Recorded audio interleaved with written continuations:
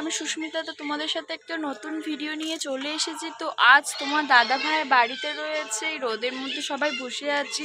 তো তোমার দাদা ভাই বাজার থেকে চলে এসছে, তো বাজারে গিয়েছিল। তো বাজার থেকে আজকে কি নিয়ে এসছে সেটা আমরা একটু দেখে নেব। তো বন্ধুরা, বাজার থেকে কিন্তু সবই নিয়ে এসছে। কাল রাতে কিন্তু কাঁচা সবজি সব কিছু করে নিয়ে এসছে। তো আজকে শুধু মাছ মাংস যা রান্না সেটা নিয়ে এসছে। মাছ এনেছে কিনা বলতে পারবো না। তো চলো কি এনেছে।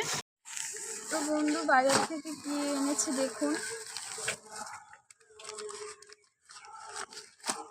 এত পেপার মুড়ে কি নিয়ে এসছো গো?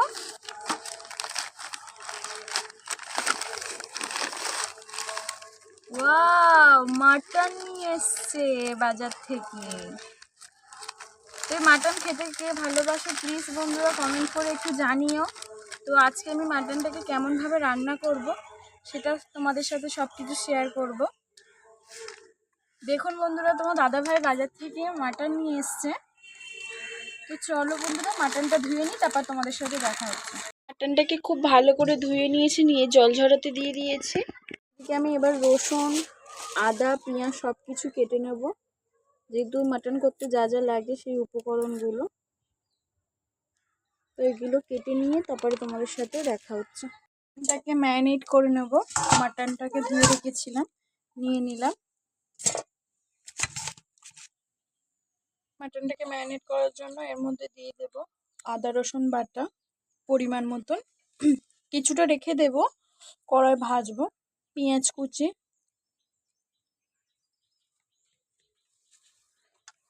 খুব ভালো করে কিন্তু মাংসটাকে ম্যারিনেট করে রাখলে খেতেও কিন্তু খুব টেস্টি হবে। এবার দিয়ে দেব লঙ্কার গুঁড়ো, ঝালটা তোমরা যেমন খাবে সেই অনুযায়ী দেবে। দিয়ে দেব হলুদ গুঁড়ো। এবার জিরের গুঁড়ো। লবণটা আমরা এখন দেব না, যেহেতু অনেক সময় লবণ দিলে জল ছাড়ে। ওর মধ্যে এবার দিয়ে দেবো সর্ষের তেল। তো তেলটাকে দিয়ে খুব ভালো করে আমরা মাখিয়ে নেব।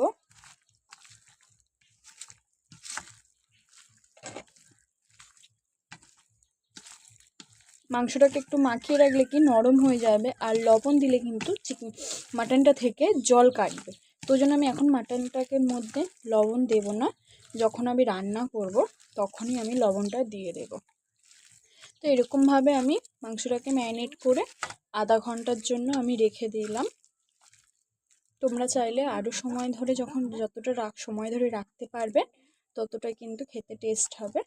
তো এরকমভাবে আমি রেখে দিলাম ঢাকা দিয়ে। কড়া বসিয়ে দিয়েছি, কড়াটা ভালো করে গরমও হয়ে গেছে। চিকেন হোক বা মাটন হোক, দুটোর মধ্যে আলু না দিলে কিন্তু একদম টেস্ট হয় না। তো এখন আলু কটা আমি ভেজে নেব। তো আলুটা এখন ভেজে নেব।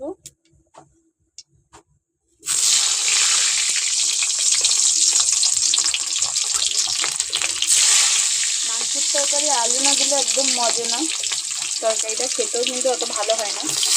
মাংসের তরকারি আলু দেবেন ভীষণ।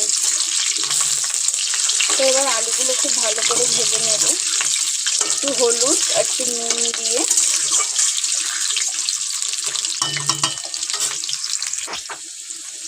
একটু লবণ দিয়ে দেবো।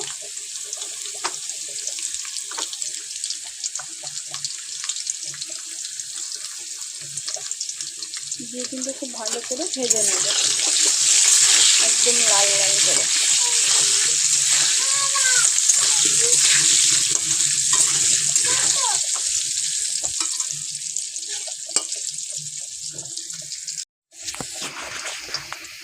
আলুটা ভাজা হয়ে গেছে লাল লাল করে। তো এবার তুলে নেব। তো সেই আলু ভাজার তেলের মধ্যে এবার আমি দিয়ে দেবো পেঁয়াজ কুচি কিছুটা।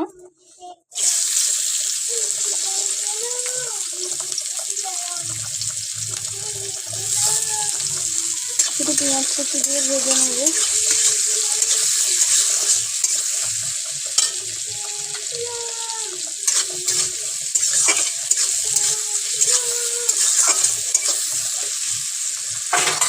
আমার পেঁয়াজটা খুব ভালো করে ভাজা হয়ে গিয়েছে। এবার এর মধ্যে দিয়ে দেব একটু আদা রসুন বাটা। যেহেতু মশলা মাংসটাকে ম্যারিনেট করার সময় অল্প দিয়েছিলাম, আর এখন অল্প দিয়ে দেব। দিয়ে খুব ভালো করে মিক্স করে নেব, মশলাটাকে একটু ভেজে নেব।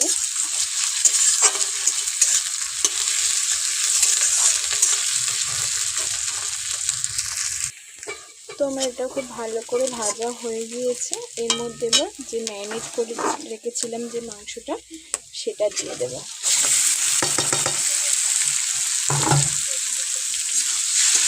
দিয়ে খুব ভালো করে নেড়ে নেব। তো এবার আমরা মাংসটাকে খুব ভালো করে কষিয়ে নেব।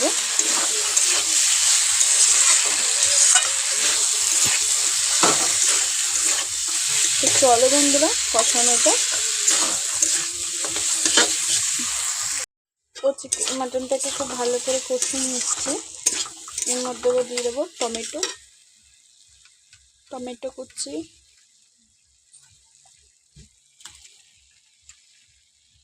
টমেটো কুচিটা দিয়ে খুব ভালোভাবে কষিয়ে নেব।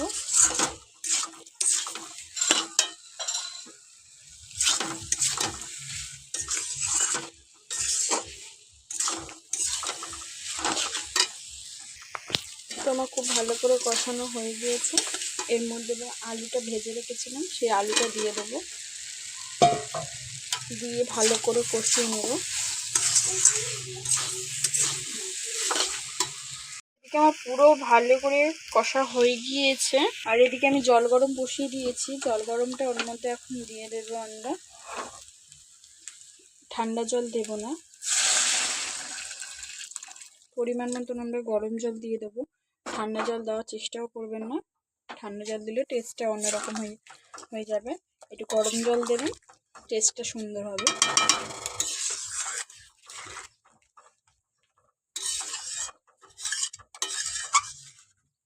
তো এরকম হবে, কালারটা খুব সুন্দর এসেছে।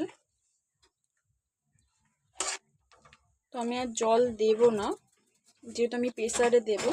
প্রেসারে কিন্তু জলটার প্রয়োজন হয় না। তরকারিটা এখন ফুটছে, একটু ফুটুক, তারপরে প্রেসারে দেব। প্রেসার কুকারে দিয়ে সিটি দেব। তো তেলও ছেড়ে দিয়েছে, দেখতে পেয়েছি কালার ওপর থেকে কিন্তু তরকারি থেকে তেলও ছেড়ে দিয়েছে। তো এরকমভাবেই করবেন বন্ধুরা, খেতে কিন্তু খুব সুস্বাদু হবে। বন্ধুরা, আমার তরকারিটা ফুটে গিয়েছে, এবার আমি প্রেসারের মধ্যে দিয়ে দেবো। তো এদিকে আমি প্রেসারটা নিয়ে নিয়েছি, ওর মধ্যে হাতা করে কাটিয়ে কাটিয়ে দিয়ে দেবো।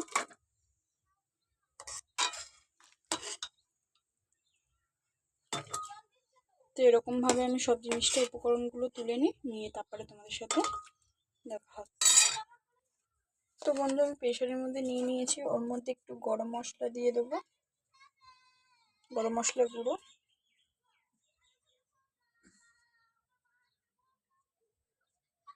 তো বেশি দেবো না, অল্প করেই দিলাম। দিয়ে খুব ভালো করে এটাকে আমরা নেড়ে দেবো।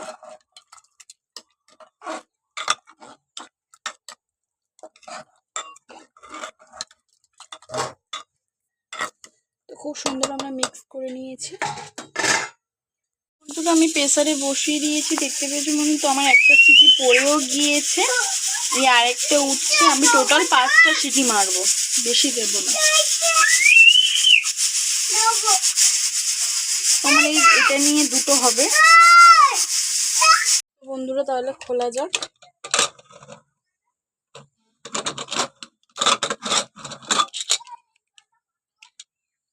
দেখুন বন্ধু, কালার কিন্তু খুব সুন্দর এসেছে, একদম লাল লাল ঝালঝাল।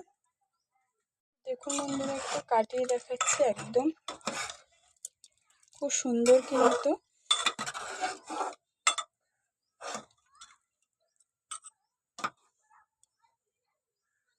আলুও কিন্তু খুব ভালোভাবে সিদ্ধ হয়ে গেছে। তো চলো এবার নামিয়ে নেব।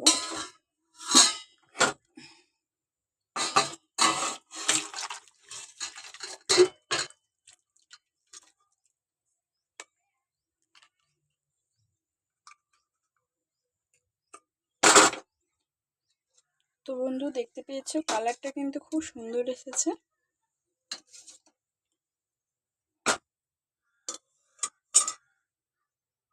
তো বন্ধুরা, এরকম ভাবে বাড়িতে বানাবেন, পুরো একদম রেস্টুরেন্টের মতন মাটন কষা হয়ে যাবে। তো দেখুন এরকমভাবে বাড়িতে কিন্তু খুব সুন্দর একদম সহজ পদ্ধতি। তো চলো বন্ধুরা, ভিডিওটা আজ এই পর্যন্ত।